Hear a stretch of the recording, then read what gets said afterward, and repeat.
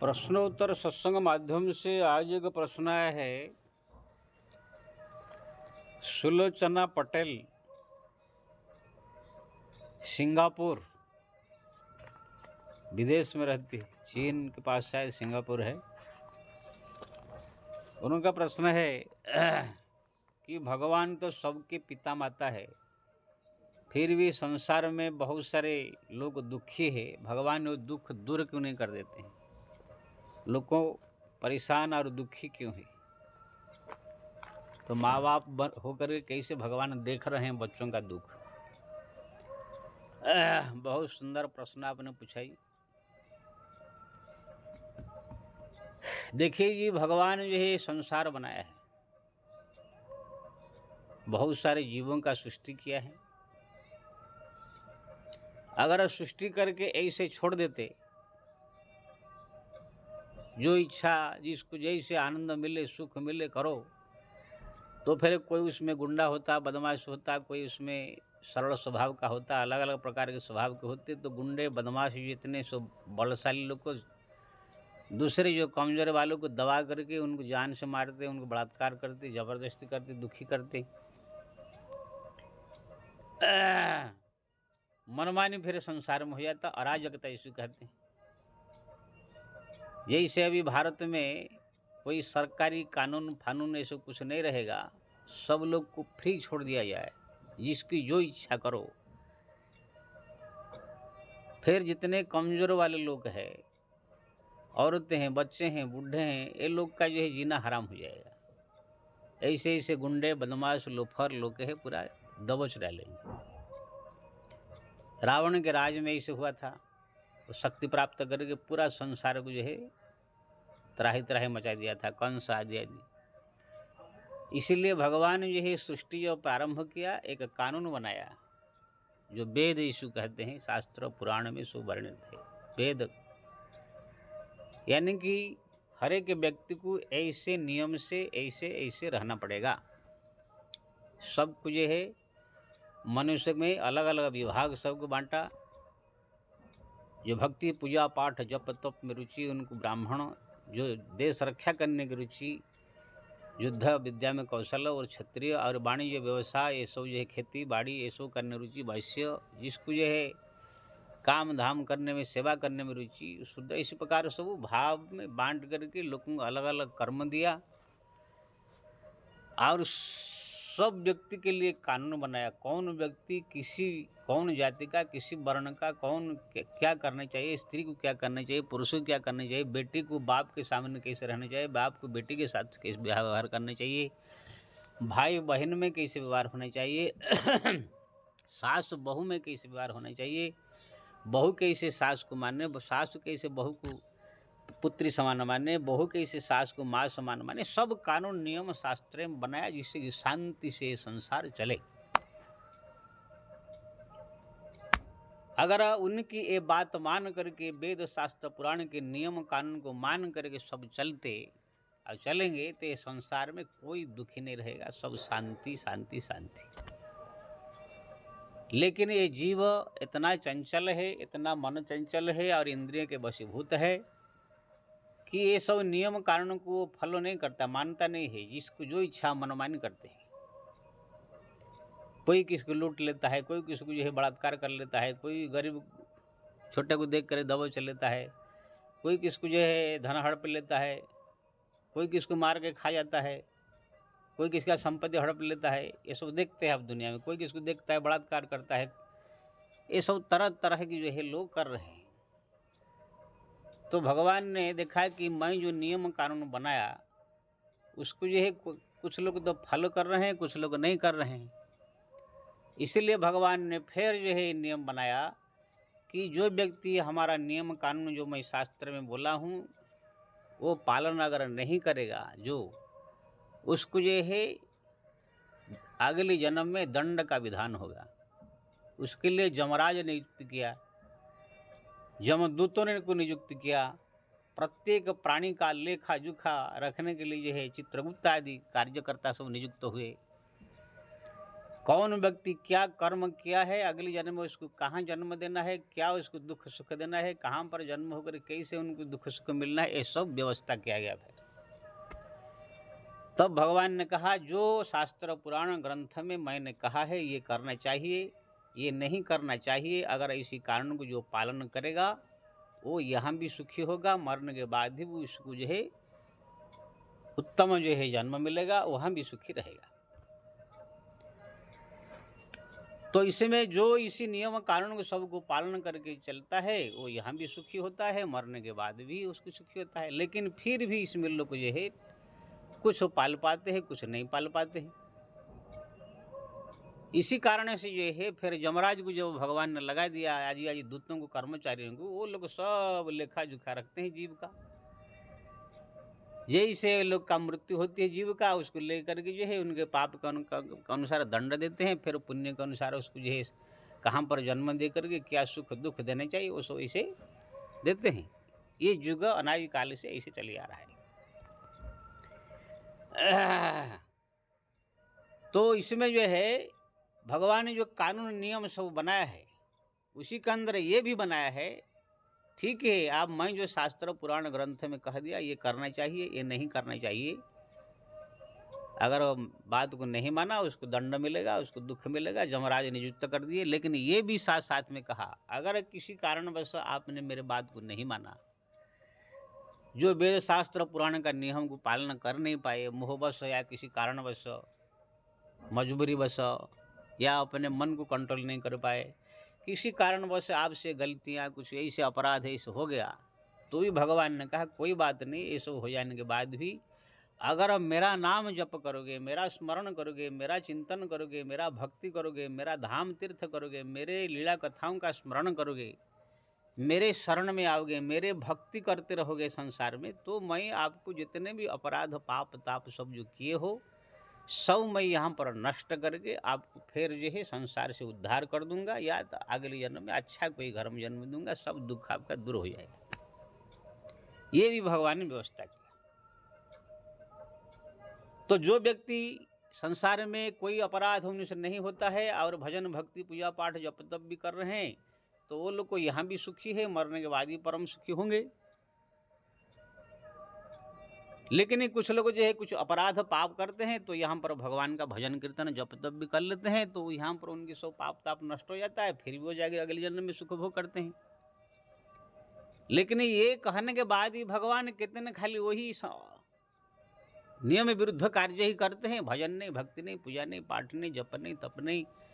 जो भगवान ने कहा था कि मेरे शरण में आओ, मेरा भक्ति करो, पूजा करो, मैं माफ कर दूंगा, तो भी कोई कर नहीं रहे। भगवान तो यहाँ तक कह दिया है कि कोटि विप्रवध लाग ही जाहू, आए शरण तजहि नहीं ताहू। जब विभीषण शरण में आए, सुग्रीव आज कहने लगे राक्षस का भाई है महाराज, ये दुष्ट है, पापी है, शरण में मत रखिए। भगवान ने कहा कोटि विप्रवध लाग ही जाहू, आए शरण तजहि नहीं ताहू। करोड़ों ब्राह्मण का हत्या का पाप किसको लगा हो, तो भी अगर मेरे भक्ति में आ जाए, मेरे शरण में आ जाए, मेरे भक्त करे, मेरा सेवा करे, तो भी आप उसमें माफ कर देता हूँ। मेरे भक्ति में, मेरे नाम जप में इतना शक्ति है। नाम संकीर्तनम यस्यम सर्व पाप प्रणाशनम प्रणामि दुख शमनम तम नमामि हरि परम। तो कहने का मतलब ये है, भगवान ने ये घोषणा कर दिया, स्तेनम सुराप मित्र धुक ब्रह्म गुरुतल्पक स्त्रीराज पितृगो हंता जेस पातकिन परे। स्त्री हत्या, गोहत्या, ब्रह्म हत्या से लेकर के परस्त्री गमन, परपुरुष गमन से लेकर के चोरी से लेकर के सब एक बड़े से बड़े पाप करने वाला व्यक्ति भी अगर मेरा नाम स्मरण करता है, मेरा भक्ति करता है, मेरा भजन करता है, मेरा धाम तीर्थ करता है, मेरा चिंतन करता है, तो भी उसका समस्त पाप नष्ट करके उसको मैं मुक्ति कर देता हूँ, या तो अगली बार अच्छा घर में जन्म देकर परम सुखी प्रदान करता हूँ। जोगिना सूचना में सीमंतम गे हे जोग भ्रष्टम अभी आए थे, यहाँ तक भगवान ने कह दिया। लेकिन ये सब होने के बाद भी अगर कोई खाली अपराध ही करता रहे, पाप ही करता रहे, भगवान का भजन नहीं, पूजा नहीं, पाठ नहीं, जप नहीं, तप नहीं, कि कोई भगवत स्मरण नहीं, तो फिर वो लोग को अगली जन्म में जो कानून बनाया भगवान ने, यमराज नियुक्त किया, वो लोग को उसको दंड देंगे ही। ये संसार में जितने दुखी लोग आप देख रहे हैं, किसका हाथ टूट गया, किसका कान टूट गया, किसका अंधा है, लंगड़े है, लूले हैं, कोई कोढ़ी है, कोई भूखा प्यासा मर रहा है, ये सब क्या है? पहले जन्म में ये लोगों ने ऐसे ऐसे ऐसे अपराध अन्य जीवों के साथ में किया है, इसलिए उनको इसी प्रकार के दंड सब दुख मिल रहा है। आप देखते नहीं, रास्ते में जाते समय जाते हुए जवान लड़की देखते हैं, जबर उसे चिल्लाती रहेगी, जबर इसमें बलात्कार कर देते हैं, कोई उसको बलात्कार के जान से मार के फेंक देते हैं। कोई गरीब आदमी जा रहा है कहाँ, तो उसे लूट करके जो है पैसा उसका जो है बेचारे को जो है ये कर देते हैं। किसके कोई जमीन हड़प लेता है, गुंडे बदमाश जो आजकल जो है लोग कितने किसके घर बनाए कर घर हड़प लेते हैं, यहाँ से चले जाओ घर छोड़ के, नहीं जान से मार दिए, किसका जमीन हड़प लेते हैं, कितने लोग को दुखी करते हैं, परेशान करते हैं, तड़पाते हैं। छोटे छोटे बच्चे को उठा के ले जाते हैं, हम लोग किडनी काट के निकाल लेते हैं। ऐसे ऐसे मैं वीडियो देखा हूँ, बच्चे को उठा के ले जाएंगे, जिंदा ही उसका जिंदा रहेगा, उसका किडनी निकाल दो, चिल्लाता रहेगा। कितने बकरा बकरी ये सब जो काट के लोग ये जिंदा ही काट के खाते हैं, ये सब क्या है? यहाँ तक एकदम मनुष्य को भी जान से मार देते हैं, खड़ा करके गर्दन उड़ा देते हैं। तो ये सब जो पाप कर रहे हैं, तो फिर ये लोग अगले जन्म में अगर कोई व्यक्ति को ऐसे दुखी देखते हैं, परेशान देखते हैं आप, तो यहाँ पर उनको दुखी देख करके तो आप दुखी हो गए, लेकिन पहले जन्म में उसने क्या किया वो तो आपने देखा नहीं। वो जानते हैं भगवान, उसने क्या किया, मेरे बात को माना नहीं, मैं जो जो कहा कुछ किया नहीं, खाली अपराध किया, अपराध करने के बाद भी मेरे शरण में आया नहीं, कि मेरा भजन भक्ति पूजा पाठ किया नहीं, इसलिए यमराज को उसका जो दंड देना चाहिए देंगे। ये कानून है भगवान का, जो कानून है हमारा देश में जैसे कानून बना है। जज जो होते हैं वो देखते हैं कौन अपराध किसने किया, उसके अनुसार उसको दंड देते हैं। अगर सुप्रीम कोर्ट का जज हो, हाई कोर्ट का जज हो, उसके सामने उनका घर का भी लड़का अगर कोई बलात्कार केस में या कोई कत्ल केस में आ जाए, तो भी वो उसको उचित न्याय, अगर न्याय ईमानदार होगा तो भी वो नहीं सोचेगा मेरा लड़का है बलात्कार किया, अगर छोड़ दूँ मैं, वो नहीं छोड़ेगा, उसको भी फांसी सजा जो होना चाहिए वो देगा। ईमानदार जो जज होंगे, होते हैं ऐसे बहुत सारे ऐसे जो ईमानदार राजा होते हैं थे पहले, आजकल जज है, पहले राजा होते थे, अपने ही पुत्र को ही, अपने ही भाई को ही प्राण दंड देते थे। भगवान राम देखिए, ईमानदार राजा, अपने भाई लखन जो प्राण से भी प्यार करते थे, छोटा सा गलती के लिए उनको प्राण दंड दिया। खाली कहा था मैं अंदर जो है बैठा हूँ, कुछ विशेष चिंतन कर रहा हूँ, कोई भी आ जाए उसको जो है अंदर छोड़ना नहीं। लेकिन दुर्वासा ऋषि समय आ गए, तो जानते दुर्वासा ऋषि अगर उनको नहीं छोड़ेंगे तो क्रोध में अभिशाप दे देंगे, तो लखन ने जो है उनको छोड़ दिया। अब भगवान ने शर्त रखा था किसी को भी अंदर आने नहीं देना, मैं विशेष चर्चा कर रहा हूँ किसी के साथ। इस समय जो है देवलोक से कोई आए थे विशेष चर्चा करने के लिए, अगर आपने किसी को छोड़ दिया तो आपको प्राण दंड मिलेगा, इसे भगवान ने उन्हें कहा था, लखन ने कहा था कोई भी अगर अंदर आए छोड़ना नहीं, अगर छोड़ दिया तो तुमको प्राण दंड मिलेगा, इसे कह दिए थे जिससे कि वो डर के मारे किसी को छोड़ेगा नहीं।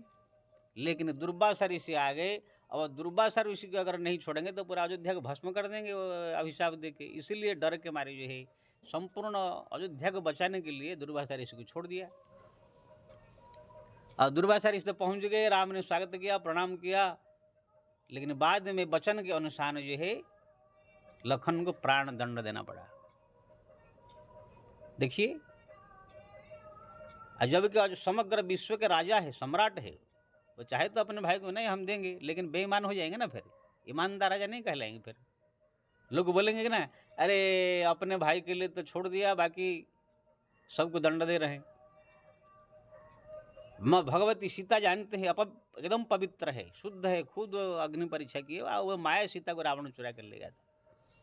लेकिन समग्र प्रजा में झूठों में हो चाहे कहीं से भी प्रचार हो गया कि एक गलत औरत को जो है राजा ने रखा है, ठीक नहीं, ये सब प्रजा के ऊपर ये प्रभाव पड़ेगा, ये है, ये चर्चा होने लगा।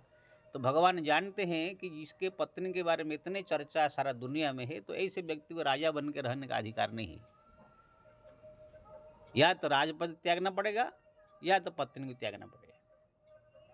जैसे आज करीब भारतवर्ष में कोई प्रधानमंत्री हो, कोई गृह मंत्री हो, अगर उनके कोई कलंक लग जाए उनके घर में, तो ऐसे व्यक्ति को पद पर रहने से सारा समाज के ऊपर प्रभाव पड़ेगा। अरे कैसे आदमी मंत्री बना हुआ है, उनके घर में ऐसे ऐसे गलत काम हो रहा है, इसलिए उनको इस्तीफा दे देता है, पार्टी से निकल ली जाती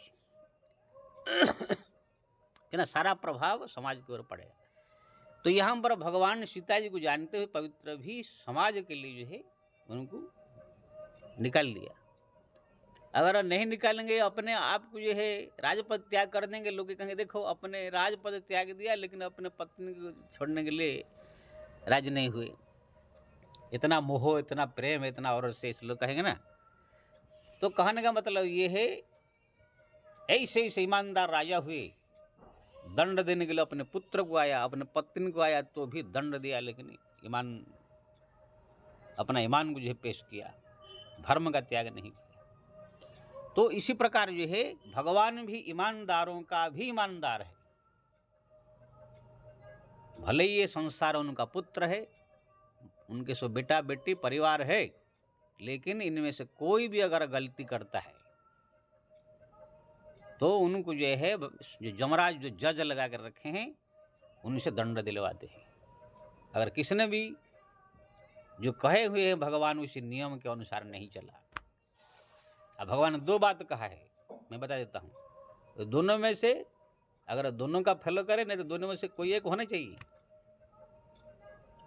और दोनों में दूसरा वाला तो एकदम होना चाहिए।